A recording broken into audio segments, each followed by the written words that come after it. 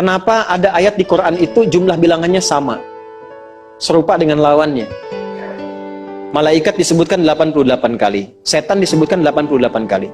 Nah, lawan tugas malaikat itu setan. Malaikat membisikkan kebaikan, setan memprovokasi keburukan. Jumlahnya sama, karena setiap hari pun kita nggak akan bebas dari dua bisikan itu, baik atau buruk. Nah ini, kenapa ayat pengingat alam kubur dan kehidupan dunia 7 kali? Salah satu pesannya adalah, karena kita 7 hari beraktivitas selama hidup di bumi itu. Maka diingatkan setiap hari.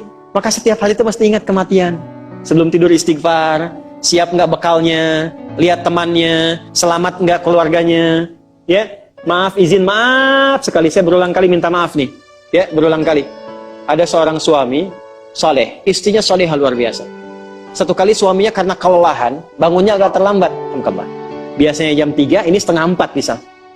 Itu istrinya bangunkan, sambil bersenandung. Pak, sayang, cepat bangun Pak. Perjalanan kita masih panjang. Sedangkan ajal semakin mendekat. Sedangkan para musafir sudah punya banyak bekal di depan kita. Kita mesti nyusul mereka. Bangun Pak. Itu Masya Allah kalau pakai bahasa Arab indah sekali. Pak, ajal itu mendekat kepada kita. Sedangkan perjalanan masih panjang. Teman-teman kita sudah di depan, bekalnya banyak sekali. Maksudnya apa? Teman-teman kita sudah ada yang hafal Quran, sholatnya nggak putus, malamnya banyak tahajud, puasanya nggak putus, sunnahnya dikerjakan. Kita ini, ya Allah, mau bangun tidur aja susah ya Allah, mau tahajud aja susah. Sementara ajal datang semakin dekat. Pak, bangun Pak, bangun Pak. Takutnya kita meninggal malam ini, kita nggak bisa menyusul teman-teman kita yang sudah di depan. Itu istri bangunkan suaminya. Ada lagi yang suami mau kerja dibisikin istrinya, Pak, jangan sampai cari yang haram ya. Papa nggak bawa apa-apa pun ke rumah di hari ini. Kami keluarga akan sabar. Mama akan tenangkan pada keluarga supaya sabar. Tapi Pak, kami nggak akan kuat merasakan sedetik pun di neraka jika Papa bawa yang haram ke rumah. Masya Allah. Nah ini disebutkan pengingat itu 7 kali. Di 7 ayat berbeda untuk mengingatkan setiap hari ingat wafat. Setiap hari ingat pulang. Setiap hari kita akan mengalami suasana di alam kubur. Jangan sampai meninggalkan dunia dalam keadaan yang terancam. Kalau masih nggak sadar juga dengan pengingat ini, muncul ayat ke-8. Muncul ayat ke-8. Di At-Taubah, ayat 84. Tempatnya pun At-Taubah. Ngajak taubat dulu sebelum diingatkan. Tapi dasar karena nggak pengen taubat juga, maka munculnya ancaman. Kalau ada yang masih nggak peduli, bahkan ada orang Islam yang masih bertahan dengan keburukannya, menampakkan ke orang lain dengan sifat nifaknya, maka turun ayatnya. Wala tusalli ala ahadim minhum mata abada. Wala taqum ala qabri. Tuh. Allahu akbar. Innahum kafaru billahi wa rasuli wa matu wa hum fasiqun. Kalau ada yang masih begitu, dan Anda lihat diingatkan susah, masih menampakkan kemaksiatan, Allah langsung memberikan ancamannya. Kalau dia bertahan demikian sampai dengan wafat, nggak usah disolatkan. Jangan sampai berdiri di depan kuburnya katanya. Kurang apa lagi? Tiap hari diingatkan 7 kali, 7 hari beraktivitas, 7 kali diingatkan, diberikan kasih sayang, diarahkan pada yang benar, ditunggu sampai tobat, tapi masih mengancam, masih menampakkan kehebatannya sampai dia wafat.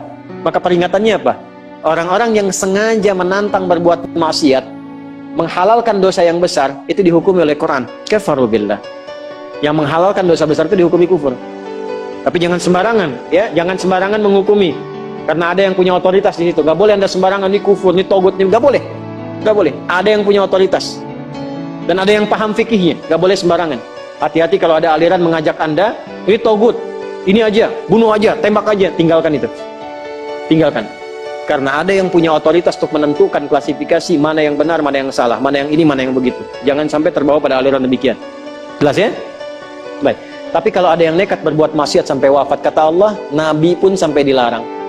Jadi ini ayat turun tentang Abdullah bin Ubay bin Salul yang hidupnya mengaku muslim tapi banyak sekali menyakiti Nabi. Banyak berbuat maksiat, bahkan merencanakan pembunuhan kepada Nabi. Ditampakkan oleh Allah, begitu Nabi ingin menampakkan sisi kemanusiaan dengan menyolatkannya, turunlah ayat ini. Jangan disolatkan Muhammad.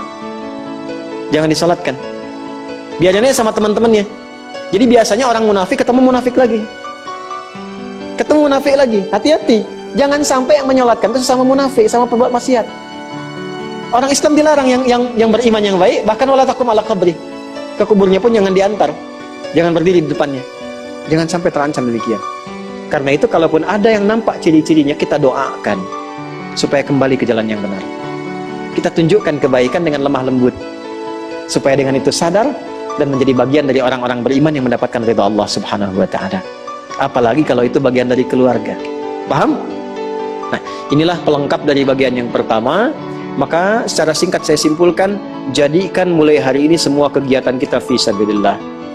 Suami mendidik istri fisabilillah, menyayanginya fisabilillah. Mohon tatap istri Anda, keluarga Anda sebagai titipan Allah, dan Anda akan dihisab. Saya tuh kalau pulang malam, saya tatap istri anak-anak saya yang sudah tertidur. Sekarang Anda suka tanyakan, ya Allah, di mana saya dihisab ini? Saya khawatir mengajar banyak orang datang, tapi pada keluarga sendiri tidak mendapatkan perhatian sesuai dengan hak. Ya Allah, ketemu lagi enggak gitu? Antum dihisab, kan itu dipasangkan dengan ampun, bukan dengan yang lain. Itu dihisab. Maka perlakukan pasangan sebagai amanah Allah. Lakukan. Demikian juga istri kepada suami, anak-anak. Kemudian bekerja, lakukan fisabilillah. Kalau sudah fisabilillah, nggak mungkin korupsi, nggak mungkin nyogok. Jangan pulang dengan membawa yang haram. Sayangi keluarga. Antum yang belajar nih, yang masih belajar, fisabilillah, jangan pernah nyontek, ya. Jangan malas-malas belajar.